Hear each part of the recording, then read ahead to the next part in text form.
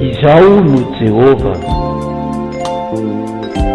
izay mamela ny elokao rehetra, izay manasitrana ny aretinao rehetra. Fotoana izay amankin'Andriamanitra manokana ny marary sy ny ankonana misy ny tsy salama, ny fandaharana. Izao no Jehova.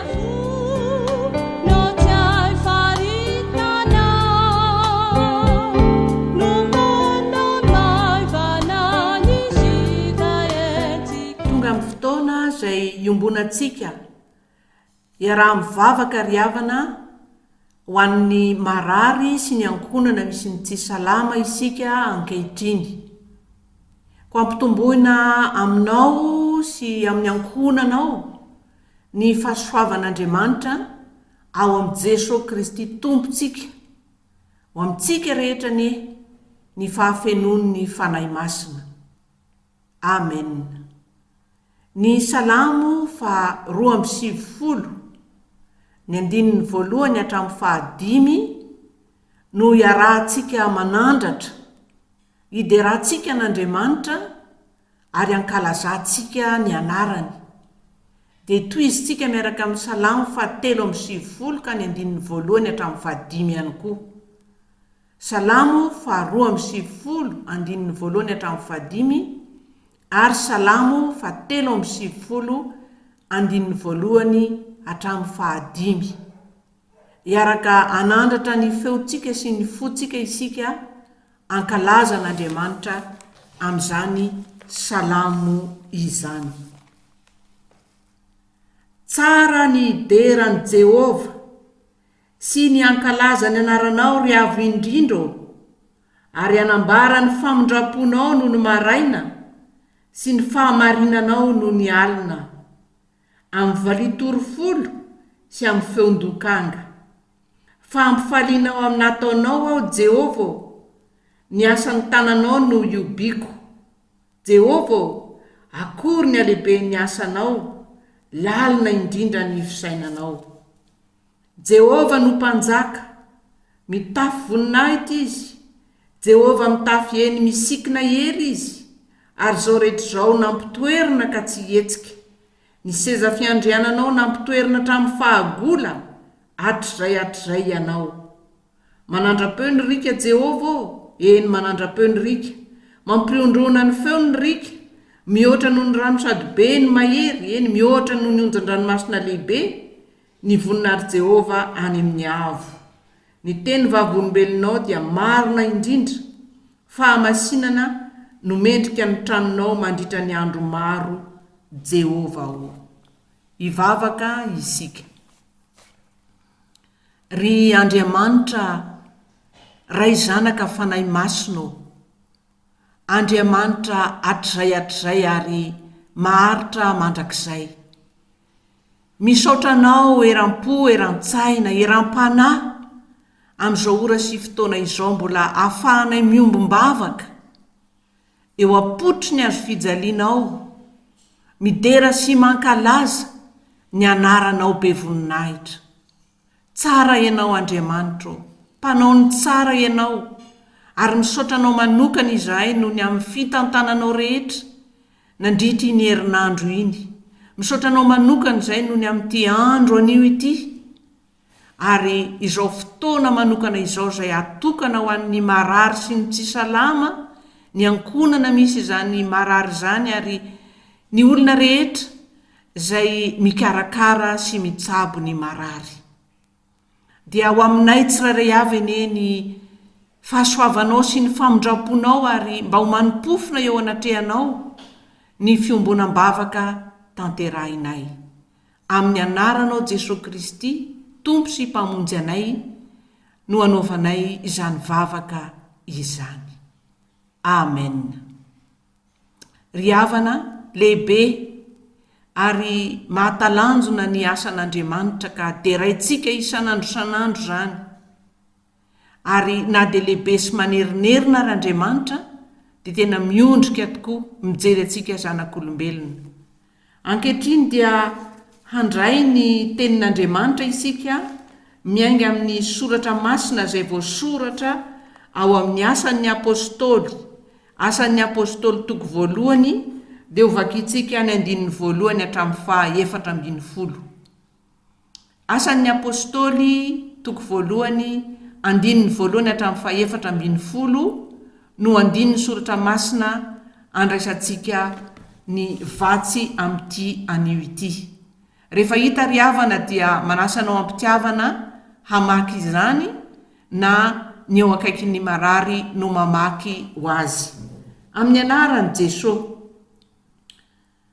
Ry Teofilo, ilay boky voalohany dia nisoratako ny amin'izay nataon'i Jesosy sy nampianariny hatramin'ny andro nampiakarana azy, rehefa nodidininy tamin'ny fanahy masina ny apôstôly izay nofidiny, sady niseho koa tamin'ny famantarana maro taorian'ny jaliany fa velona izy, ka niseho tamin'ny 70 andro izy ary nilaza ny amin'ny fanjakan'Andriamanitra. Ary raha niara-ny angona teo aminy Jesosy dia namepetra azy tsy hiala ny Jerosalema fa hiandry ny teny fikasan'ny ray izay farenareo tamiko hoy izy, fa Jaona nanao batisa tamin'ny rano, fa ianareo kosa atao batisa amin'ny fanahy masina rehefa ka afaka andro vitsivitsy. Koa izay tafangona teo dia nanontany azy hoe, Tompoko, amin'izao va no ampodinao ny fanjakana ho amin'ny Israely? Fa hoy kosa izy taminy, tsy anareo ny ahalala ny andro na ny fotoana izay efa notendren'ny ray amin'ny fahefany ihany. Fa hahazo hery ianareo amin'ny latsahan'ny fanahy masina aminareo, ary ho vavolombeloko any Jerosalema sy eran'ny Jodia sy Samaria ary hatramin'ny faran'ny tany.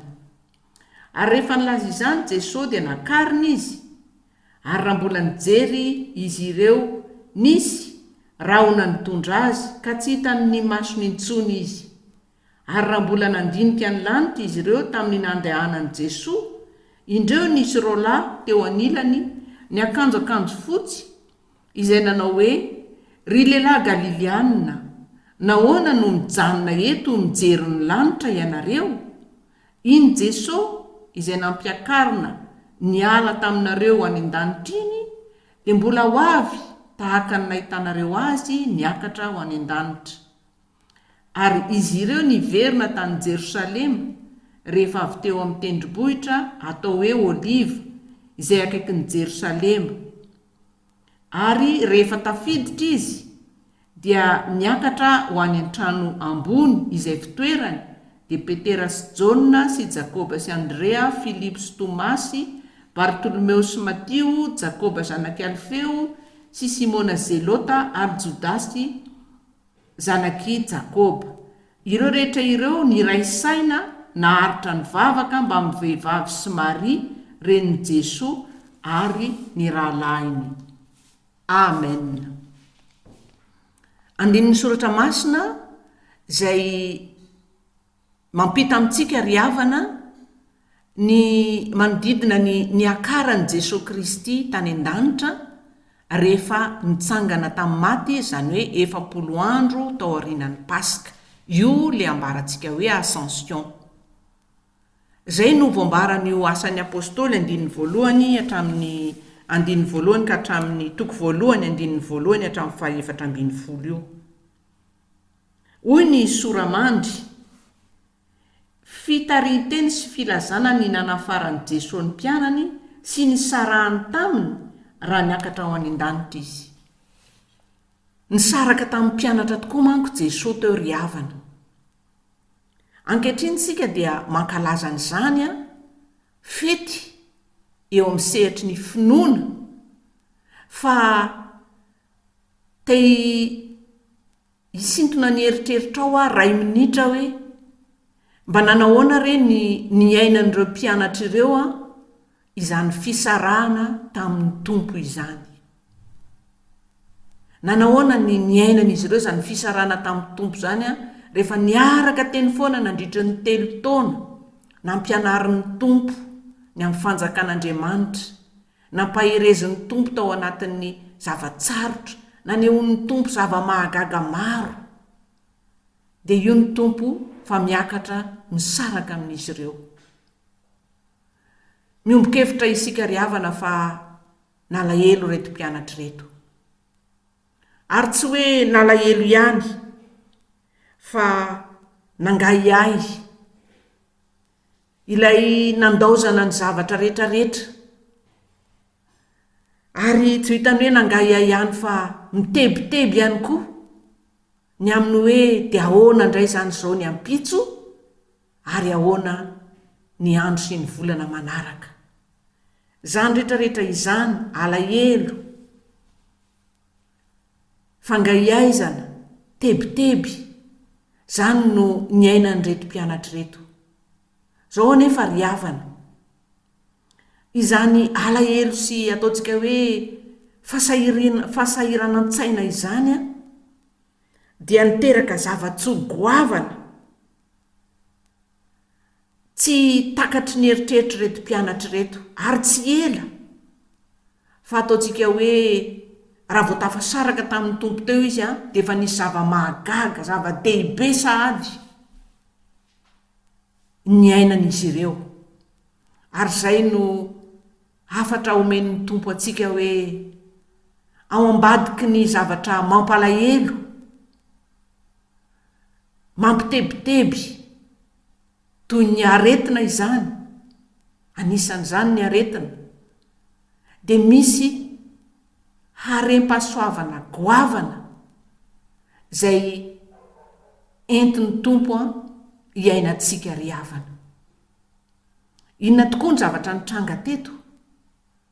Rehefa takizay namakitsika azy tamin'ny soratra masina teo, asan'ny apôstôly toko 1:1-7 zay no nitranga tamin'io andro ny akaran'i Jesosy Kristy tany an-danitra io, dia raha mbola teo nijery ny lanitra, nalahelo, nangaiay, nitebiteby ireo mpianatra ireo, dia nisy anjely rola zay niseho taminy, ary niteny taminy ny anjely ireo fa hoe mbola hiverina iny Jesosy iny. Dia hoy ny voasoratra eo amin'ny 2:12, ary izy ireo niverina tany Jerosalema rehefa avy teo amin'ny tendrombohitra atao hoe Oliva. Dia rehefa tafiditra izy dia niakatra ho any amin'ny trano ambony zay fitoerany, dia petera ireo apôstôly rehetra zany. Dia hoy ny voasoratra amin'ny 2:14 hoe ireo rehetra ireo ny raisaina naharitra ny vavaka. Zay zany ry havana le zavatra goavana, arem-panahy, tsy takatry ny sainy reto mpianatra reto, fa tena nampiaina ny tompo azy, tsy ela kory isika taorian'ny akaran'i Jesosy tany an-danitra, dia ny orona tamin'ny vavaka ireto mpianatra ny tompo ireto. Hitantsika eo amin'ny 2:14. Fa ny arem-pahasoavana faharoa zay nampahafantarina azy ireo tamin'ny fotoana andro io dia ny hoe io Jesosy Kristy niakatra ho any an-danitra io dia niteny tamin'izy ireo fa mbola izy, mbola Andriamanitra no mifehy ny hoavy rehetra. Zay zany setry n'le tebiteby zay hoe ahoana indray zany zao ny ampitso, afaka ampitso, tsy misy an'ity Jesosy zay narahantsika ity. Dia niteny tamin'ny Jesosy ary na nitenin'ireo anjely koa aza dia tena nampiorona teo amin'izy ireo fa mbola Andriamanitra no mifehy ary tompony hoavy. Fampaherezana lehibe zany. Ary zay le lazaintsika hoe na dia toe-javatra nampalahelo ary le fisarahana tamin'io andro fiakaran'ny tompo io na dia nampitebiteby aza, dia nitondra kosa arem-pahasoavana lehibe, dia ny fiorenana tamin'ny vavaka ary ny fiorenana sy fanekena fa an'Andriamanitra ny fanjakana amin'ny hoavy rehetra, mifehy ny hoavy rehetra Andriamanitra. Dia ary ho jerentsika ry havana hoe le arem-pahasoavana voalohany mampivavaka ilay zavatra mampalahelo manahira-tsaina dia mampivavaka. Hitantsika teo amin'ny andininy 710 zany. Rehefa lasa niverina tao Jerosalema zany reto mpianatra reto dia nivory tao amin'ilay efitrano ambony izy. Io moa dia efa niarahan'izy ireo tamin'ny tompo, niarahan'izy ireo nihinana ny Paska farany niaraka tamin'ny tompo. Hitantsika ao amin'ny filazantsarany Lioka 2:20 zany ka ao amin'ny andininy 2:20. Efa fiainan'izy ireo le niaraka nivavaka tamin'ny tompo teo. Ary nandeha tany zany reto mpianatra reto rehefa avy nisaraka tamin'i Jesosy teo. Dia hoy ny voasoratra hoe niara-nivavaka tamin'ireo mpianatry ny tompo hafa izy, niombona finoana, niombona fanantenana. Be dia be ny zavatra finosiny zany hoe niara-nivavaka, naharitra niara-nivavaka. Ho antsika marary ry havana ankehitriny. Averintsika indray hoe raha misy zavatra manahirana sy mampitebiteby mampalahelo, mampahory, dia anisan'ny ry havana ny aretina.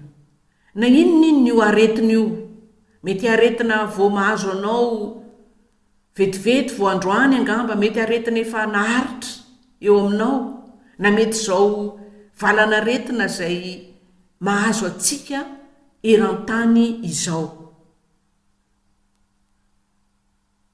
Ny afatra avy amin'ny andron'ny ascension na ny fiakaran'i Jesosy Kristy any an-danitra dia ny iorenantsika amin'ny vavaka. Arak'ilay efa voalaza nambaran'ny apôstôly Jakoba ry havana any amin'ny 5. Jakoba nanoratra fa hoe 5:10 misy azo pahoriana avy eo aminareo aoka izy hivavaka. Misy marary avy eo aminareo aoka izy hampakany olony fiangonana dia hivavaka. Ny fivavaka ny finoana ozy dia hamonjy ilay marary. Mampiorina zany amin'ny vavaka ilay zavatra mampalahelo, manahirana, mampitebiteby. Dia marina tokoa ilay voasoratra any amin'ny epistily nosoratan'i Paoly ho an'ny Romanina 9:20 hoe ny zavadrehetra dia miara-miasa hahasoa izay tia an'Andriamanitra. Ny kristianina ry havana, ny mino dia tsy laozan-javatra manahirana, ary anisan'izany ny aretina. Fa ao anatin'izany ny fitiavantsika an'Andriamanitra dia mamadika an'ireny zava-manahirana ireny ho fitahiana.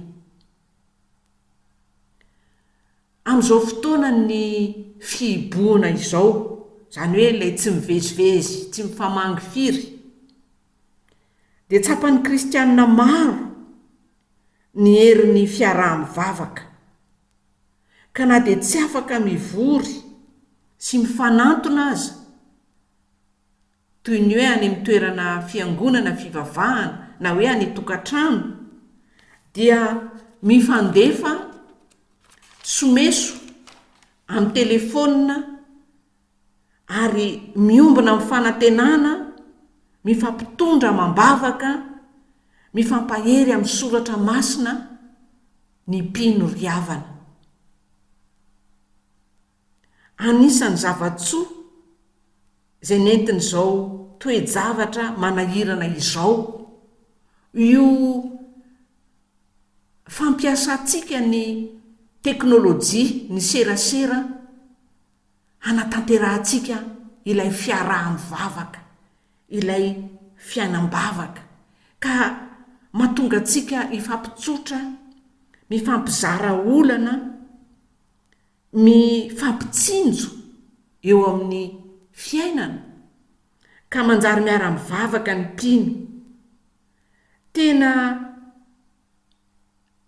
manantena ny fampiraisana amin'ny fanahy masina, ary dia tiakany hoe sahala amin'ilay ny ainan'ireo mpianatry ny tompo ireo zany no iainantsika ankehitriny.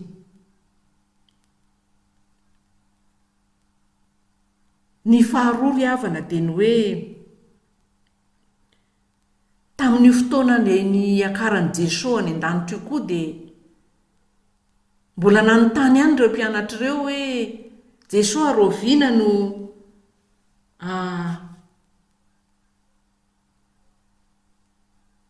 ampodianao ny fanjakana ho amin'ny Israely eo amin'ny andininy fahenina vaky toy izao koa izay tafangana teo dia nanontany an'i Jesosy hoe tompoko amin'izao va no ampodianao ny fanjakana ho amin'ny Israely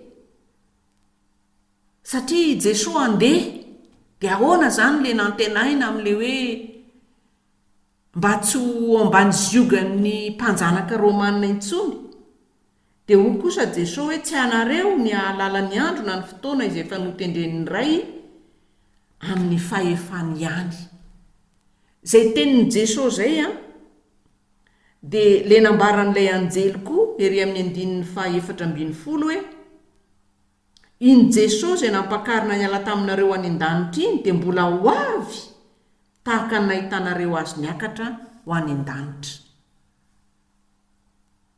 Araka ny voasoratra any amin'ny Luka hoe ho avy amin'ny hery sy ny voninahitra ny zanak'olona.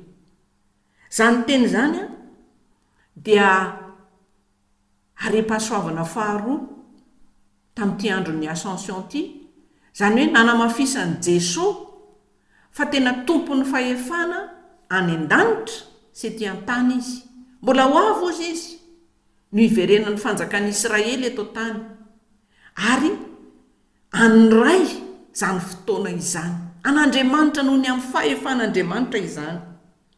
Maneho marimarina zany teny zany ry havana fa mihazona ny fahefana ny toe-javatra rehetra Andriamanitra ny amin'ny ho avy n'ity zao tontolo zao ity, na eo amin'ny lafin'ny fotoana izany na eo amin'ny lafin'ny tranga isan-karazany. Ny omaly dia fantany ary narindrany arak'ilay Salamo 3:7 teo izay nivakiantsika hoe izay rehetra izao dia nampitoerinao ka tsy hihetsika. Izao rehetra izao dia nampitoerinao ka tsy hihetsika. Andriamanitra no nandrindra izao rehetra izao. Ny anio dia tena hita n'Andriamanitra hazony ny tanteraka ary ny ampitso eo ampelantanany feheziny. Izy Andriamanitra no mahalala ny fotoana zay ataontsika hoe andaminany ny rehetrarehetra ety ambanin'ny masoandro ety. Izy no mahalala ny amin'ny fotoana sy andro zay niverenan'i Jesosy Kristy amin'ny voninahitra sy amin'ny hery.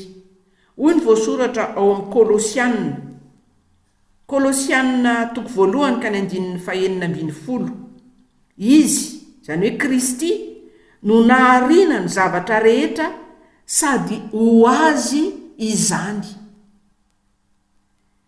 Kolosianina 1 andininy fahenina ambin'ny folo. Kristy no naharina ny zavatra rehetra sady ho azy izany. Izao rehetra izao na ny hita na ny tsy hita dia ho an'Andriamanitra ry havana, ho an'i Kristy. Ao anatin'izany zaho sy anao.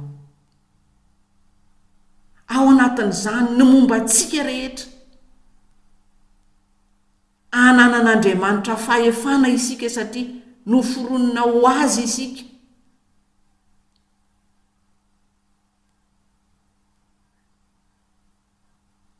Enao ve tena mahatsiaro fa noforonina ho an'i Kristy?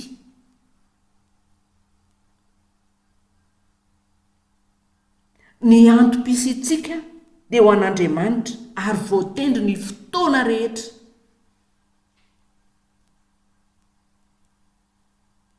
Andriamanitra ny tompony ho avy rehetra ry havana. Na ny minitra ho avy, na ny herintaona ho avy, na ny taona maromaro ho avy, manjaka mandrakizay Andriamanitra. ry havana amin'izao fotoana izay natserovantsika ny fiakaran'i jesosy kristy any an-danitra izao ny ascension dia oka isika hanaiky arak'izay teny ny fampizarantsika fa ny toe-javatra mampalahelo ny aretina eny fahafatesana azy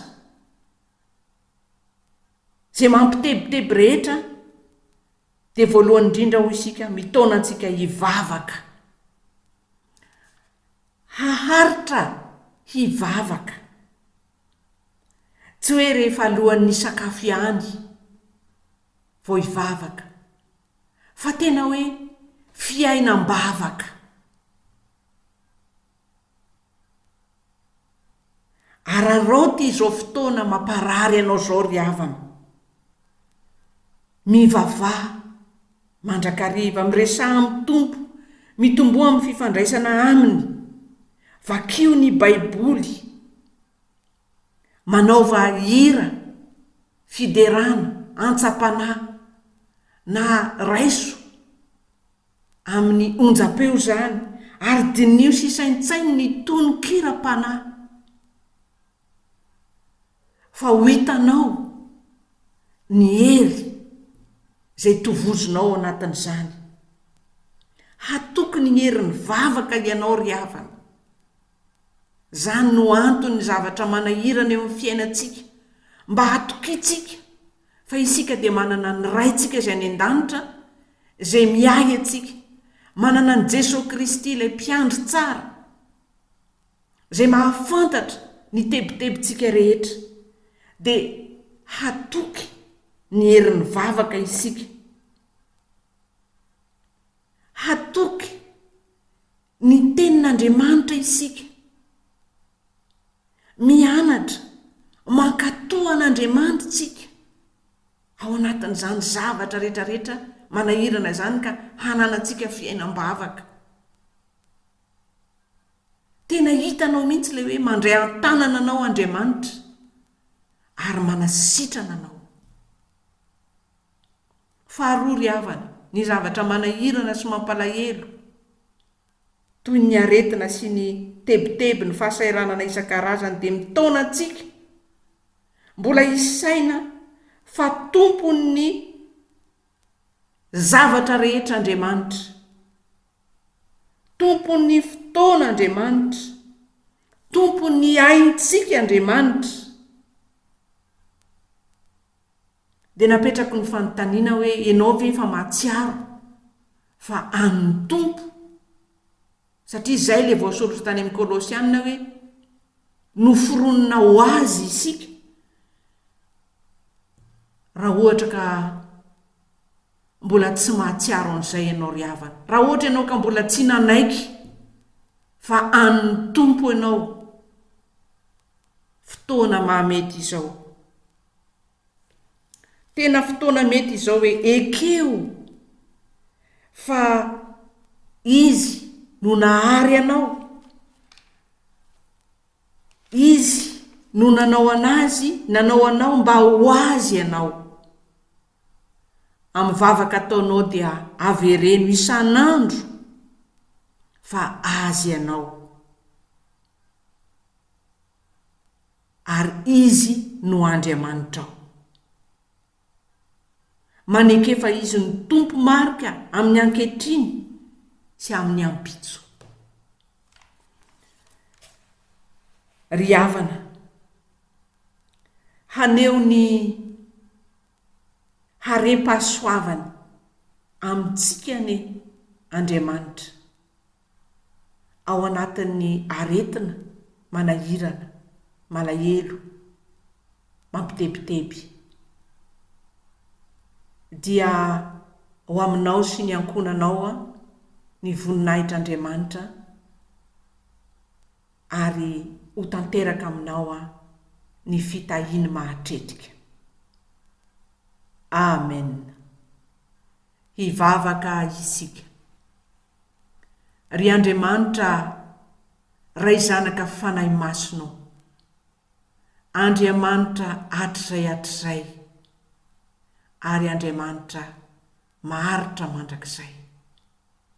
midera sy mankalaza anao zahay, ry Jesosy Kristy tomponay sy mpanjakanay. Fa tamin'iny fotoana izay niakaranao tany an-danitra iny, dia nalahelo tokoa ny mpianatra ao, nangay ahy ary nitebiteby fatratra.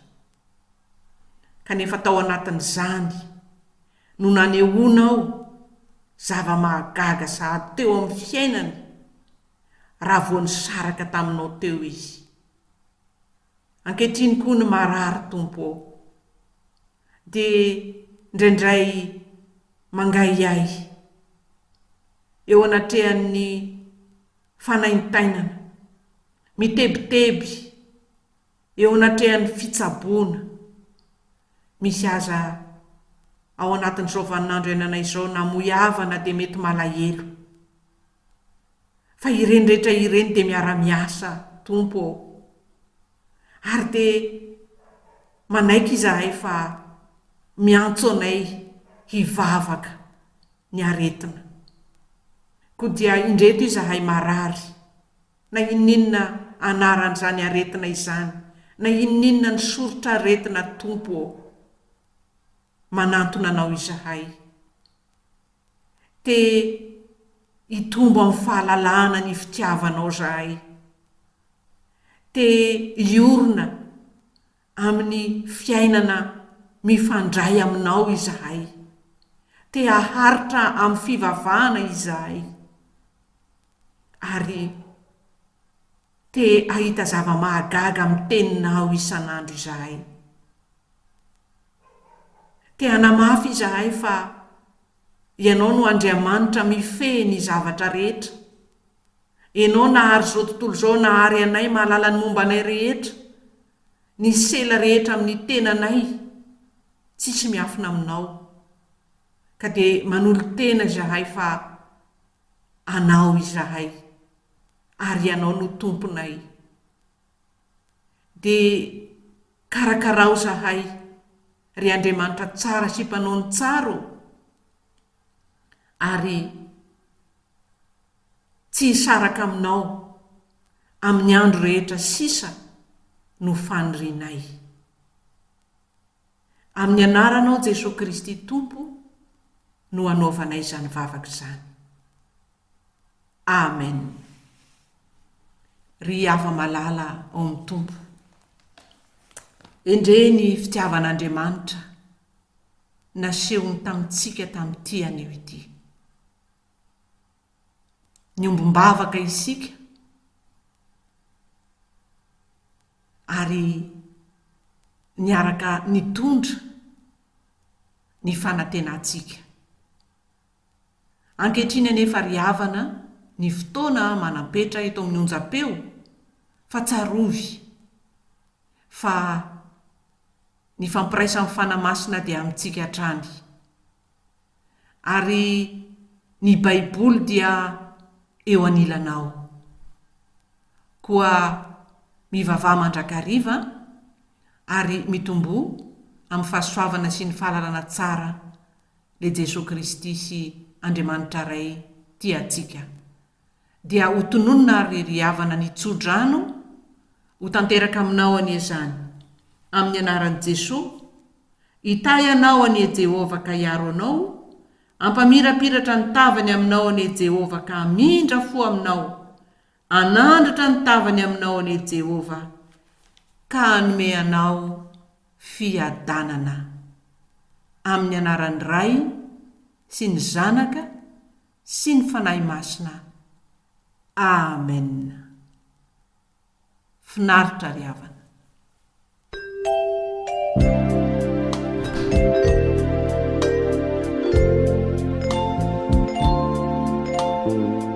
Izaho no Jehova. Fandaharan'ny radio vaovao maso, iandreketan'ny mpanompon'Andriamanitra, Rajona Son Pascal Mivady.